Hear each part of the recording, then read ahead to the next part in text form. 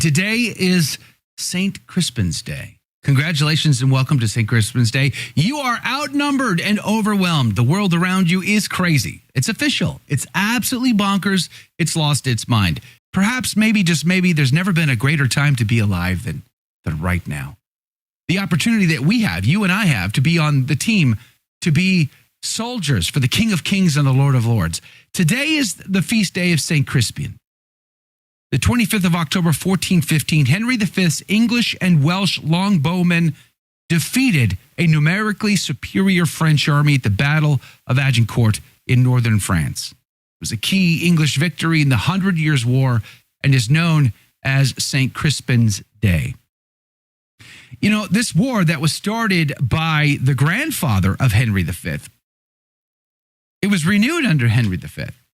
And he went to France and he's like, listen, guys, I'll tell you what I'm going to do. Okay, I will relinquish my claim to the throne in exchange for 1.6 million crowns. No big deal. Hey, no big deal. You just give me 1.6 million crowns and we'll go home. We'll just call this a deal. It didn't work out that way. And they came to battle. But Henry was outnumbered and he was overwhelmed.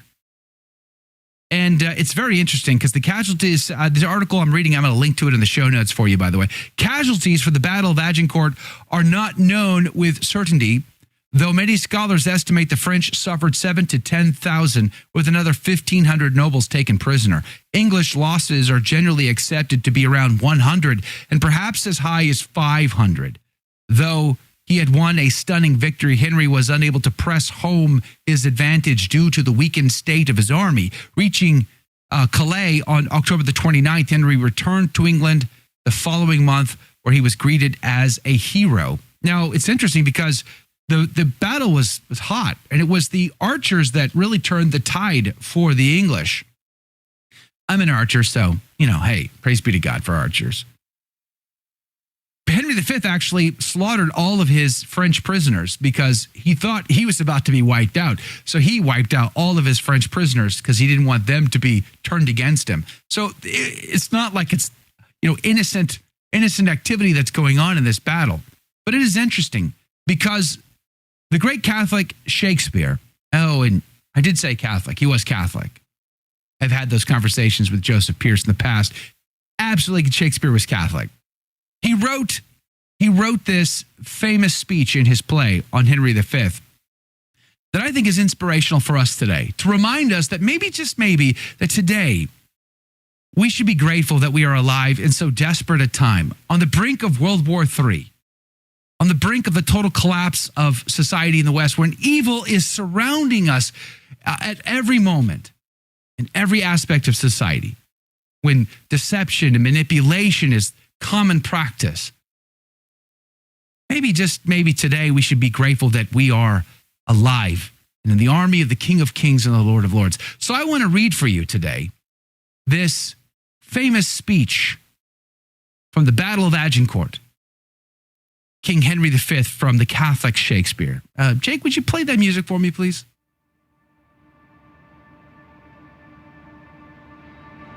Upon the King.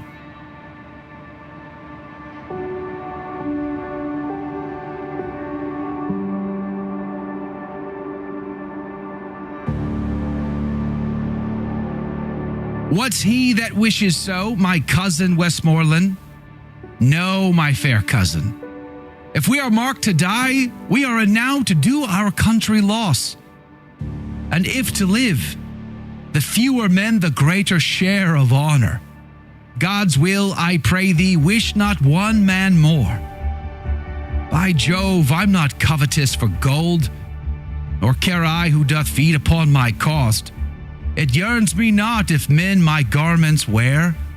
Such outward things dwell not in my desires. But if it be a sin to covet honor, I am the most offending soul alive.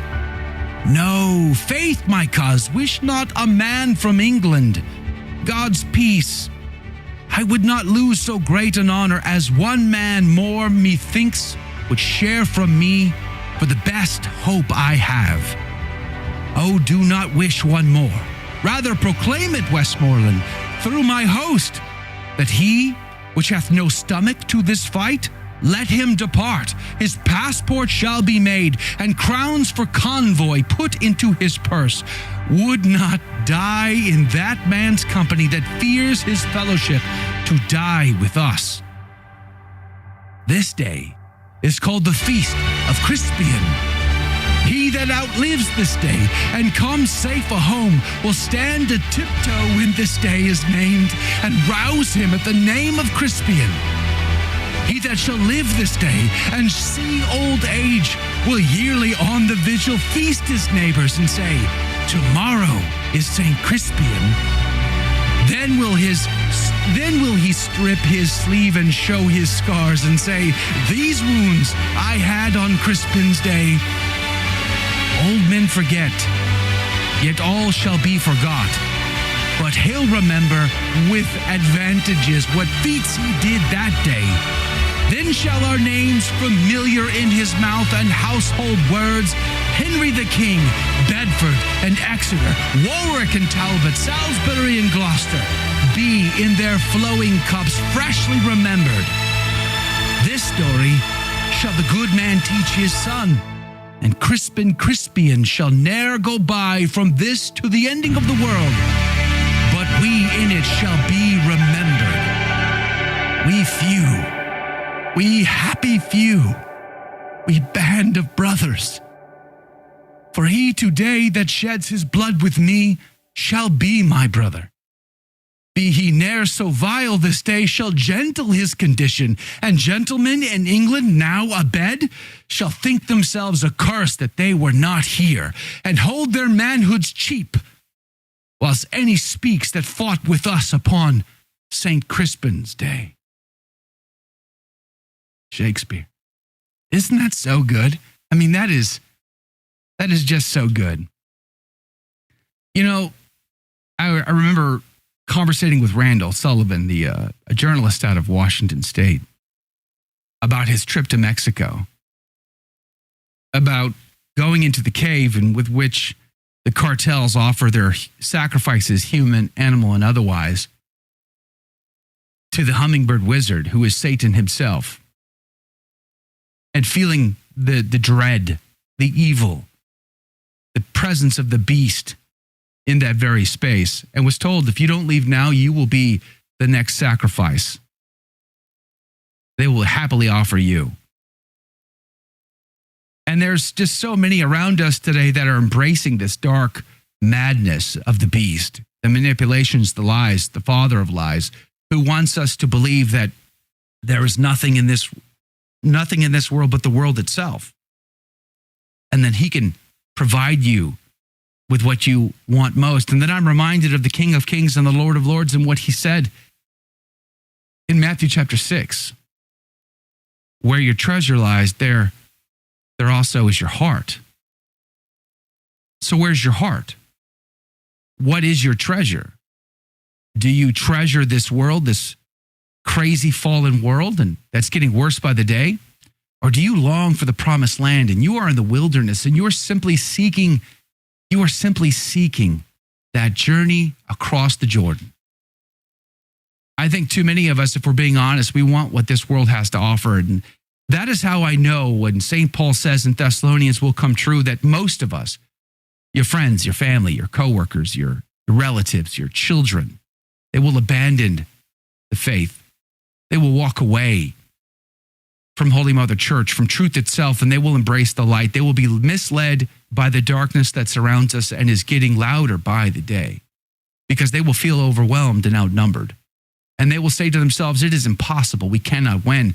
And just like Westmoreland, who wanted more men from England before the Battle of Agincourt, we need to hear the voice of one crying out loud in the wilderness, make straight the way.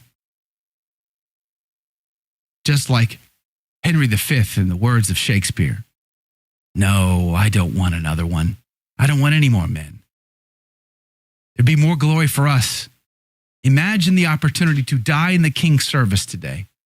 Imagine if it be God's will that today you should suffer, if today that you should be surrounded by the darkness, if today that the enemy should whisper into your ear that you You are broken.